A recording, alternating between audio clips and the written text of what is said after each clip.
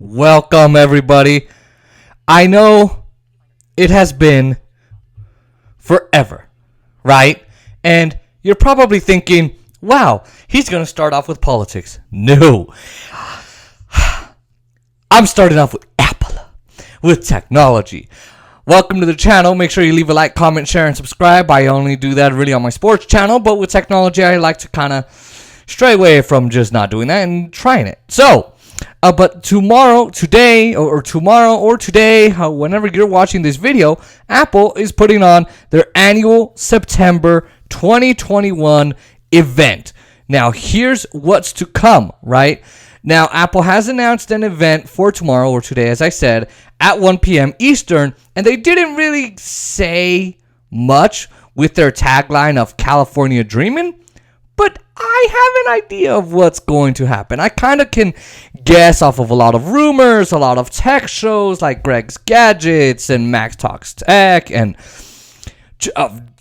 Renee Ritchie and all kinds of goodies, all kinds of people, what's exactly going to happen at this event. Now, you don't really have to be new to Apple to understand that every September they release an iPhone. So the first thing I expect to see is an iPhone 13. Now we expect to have the iPhone 13 to come in 4 models like last year with the iPhone 13 mini, the 13, the premium model 13 Pro, and the biggest, most expensive iPhone, the iPhone 13 Pro Max. Now if I said iPad in any of those models, I'm sorry, I mean iPhone. It's late at night when I'm filming this.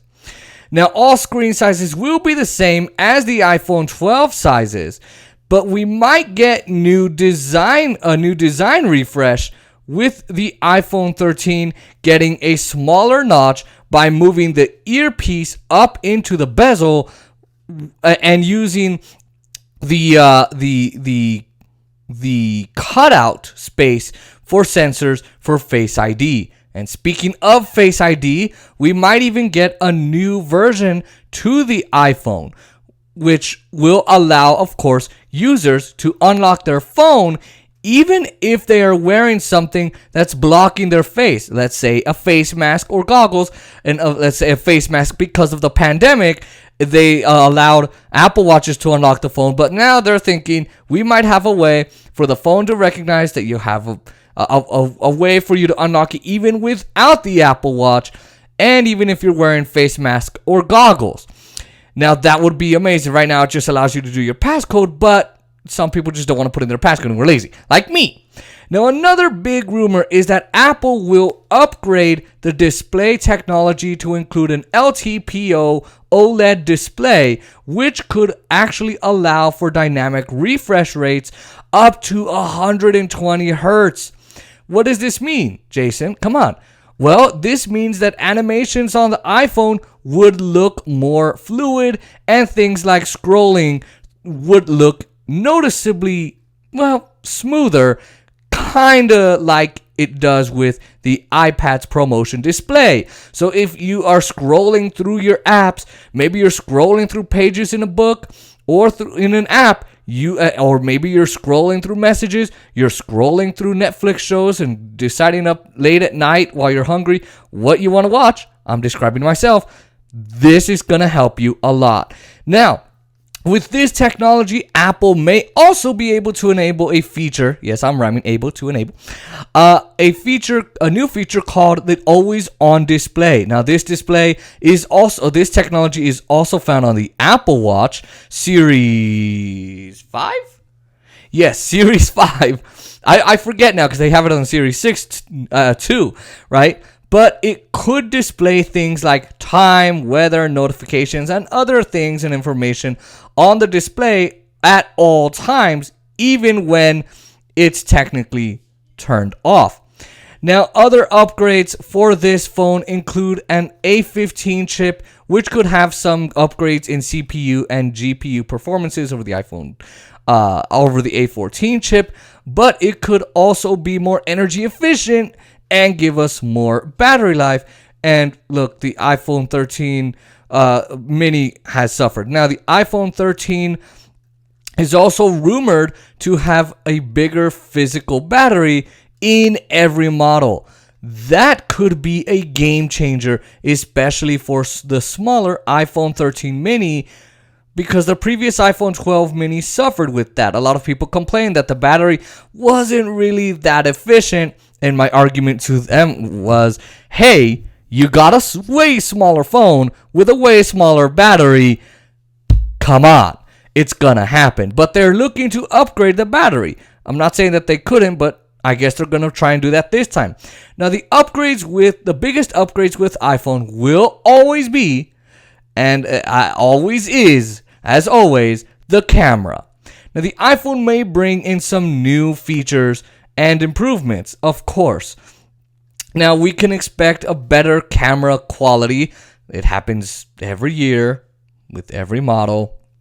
And the iPhone 13 Pro model may borrow some features for the camera from the iPhone 13 Pro Max. So it should get some bigger sensors and better sensor stabilization, however you call it, which would help with low light photos.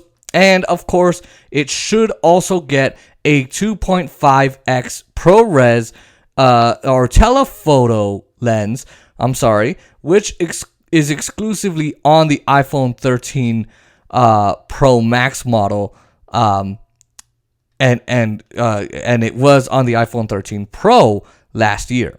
A 12 Pro Max, last year.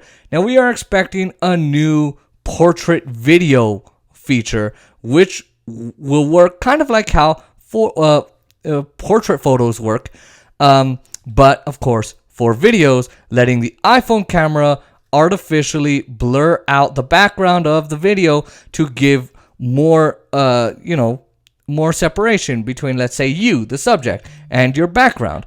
And let me turn off my speech here and create a more that's my iPhone, the iPhone 12, more cinematic bokeh effect. Now, it may also see some the Pro models get the option to shoot in ProRes codec, which basically, in simple terms, is a less compressed version of video footage that retains more detail for when, let's say, you're editing in post-production, like this podcast and YouTube channel. That's it. Now, this year's iPhone also is rumored to have an Astro photography mode, which I didn't know that existed, allowing for better photos of the night sky. So basically, this would allow for better detection of the moon and the stars, which would just give the iPhone a longer exposure time to try and compensate for the low light sources. Now, we should expect the prices to stay the same for all of these models of these iPhones. So $700 for the iPhone 13 mini, with that carrier deal, of course, that they offer. The $800 for the 13, $1,000 for the iPhone 13 Pro, and $1,100 for the iPhone 13 Pro Max. Now, we should also see a storage model that would go all the way up to 2 terabytes of storage. I know I'm complaining about 256. Someone else I know is complaining about 512. There's just, some of us just need that kind of storage, and it would be nice just to have that reassurance. Now, some new colors may also be expected, like a new deep black and a new bronze color. But that's basically what to expect with this new iPhone 13. And I don't really expect anything else. Everything else should still be the same. Now, you don't really need to be Galileo to figure out, or Albert Einstein, what accessory goes with the iPhone. The Apple Watch and the Apple Watch Series 7 will most likely be at this event. So let me go through this quickly. Now, for this year's model, we're mainly expecting a major redesign, with this year's model adopting the flat-sided design language of Apple's recent products, like, let's say, the iPhone 12, the iPad Pro, and that new amazing, beautiful iMac, M1 iMac that should be on its way to my home. Hopefully, if Nevada gets its act together. Now, the new squared-off watch may also be getting some new color options. Now, if you know who John Prosser is, I've mentioned him many times when doing these videos. He says that there should be a new green option in the works. Maybe it might be in the works. Now, this new design will also be more functional. Mark Gurman from Bloomberg is also reporting that the Apple Watch Series 7 will be getting a display with reduced bezels, and recent rumors have been leaked that say that 2 new band sizes for the Apple Watch will for the smaller model. So hold on. They've leaked out some new watch sizes of band sizes for the Apple Watch. So now the smaller model will be moving up from 40 millimeters to 41 millimeters, and the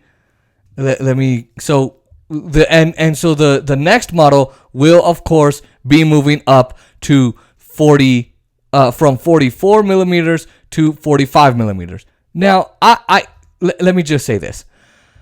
I wonder why they won't just allow for, I don't know, the same size, like the even sizes. That would make me even more happier.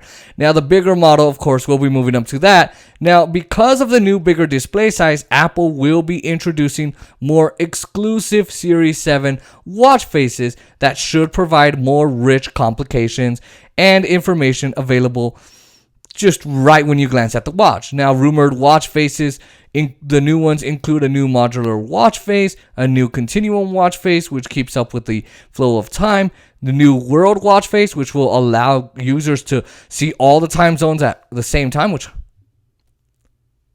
not sure why anyone would want to do that, and a new Hermes watch face and a new Nike watch face. Now, there are still some new additional internal changes. For one thing, we're expecting a new S7 chip. That is kind of likely. Every year, we just keep going. Now, it's going to be a double-sided system in a package, which in a sense will be inside the enclosure. So it basically, gives, how do I put this? It will then allow for a bigger battery. Now, I know that a lot of people want the new battery. They want that. It's, right? Now, I predict that those are all the updates that we'll be getting with the watch, along with some new app updates. Now, another thing that might be at this event is the new AirPods 3. Now, it will feature a brand new design inspired by the AirPods Pro, which I have, the AirPods Pro design with the new shorter stem. They will also feature the design without the ear tips. So no ear tips like with the AirPods Pro, so that means it could actually fit in your ear like the current AirPods 2 do. Now, unlike the AirPods Pro, the AirPods 3 won't be getting those advanced goodies, those advanced features. So no noise cancellation and no transparency mode, but they are expected to, come with the wireless charging case as standard now, and might have some improved sound quality. Now, they should still retail for, I would say, $159 instead of the $200 that the AirPods Pro come at. Now, the redesign for iPads. I would say the iPad mini might be the biggest thing to come out, and everybody's raving about it. We know how Apple is. If you remember with AirTags, they were like, oh, it's going to come out, and then it didn't. But we might see a redesign to the iPad mini, which with this new redesign, it could have reduced size of the bezels, so like the iPad Pro and the iPad Air. Now, with the reduced bezels, we can expect the iPad mini to have an 8.4-inch display, and while keeping around the same physical size of the 7.9-inch iPad mini. Now, because of the reduction of the bezels, we could see the removal of the home button. Now, this iPad mini might just be like the design of the current iPad Air with Touch ID in the power button, which I think is awesome. And because it's sharing some of the same design changes, we should see the use of a USB-C port instead of the Lightning port, support for the Apple Pencil Gen 2, which I have and it's awesome, and a smart connector on the back, although I'm not sure that Apple's going to ship a really small case with the iPad mini, a really small Magic Keyboard. Now, the biggest thing, will Apple ship it with the new current A15 chip like they will with the iPhone 13, or will they ship it with the A14 chip? I don't know. I'm thinking the A14. I don't really think they're going to give it something that new and for an iPad that doesn't need to be that powerful. As for price, we might see a bit of a price jump from the $399 to the $499 with the 64 gigabyte model. Now, we could also see a new update to the regular iPad, but I don't really think there'll be much. Basically, we'll get a 10.5-inch display of the iPad Air 3, and instead of the A12 chip, it comes with now, it may come with the A13 chip in it. That it might also keep with the what is it? The $329 price if Apple wants to go there. Now, that is all that I think that's going to be at this Apple event. Let me know in the comments. What are you excited to see? I, for one, am excited for the iPad mini, the watch, no new rumored health features, just some internal changes and a new squared off design, which I think would be nice if I was looking for a watch to match with the new iPad Pro that I got and the iMac and the phone it would be really nice, but I think that's the thing I'm excited for the most. Let me know what you think in the comments down below. Make sure you leave a like, comment, share, and subscribe. And let's see what Apple has to say tomorrow. And one last thing, I don't think that there's going to be any Mac Mini M1X MacBook Pro 14 or 16-inch, or the 27 or 32-inch iMac, or the M1 iMac, or the M1 iMac Pro, or the M1 Mac Pro. I think those are coming later next year, but at least the Mac Mini, M1X, MacBook Pro 14 and 16, they will come with the October event that Apple is certain to have.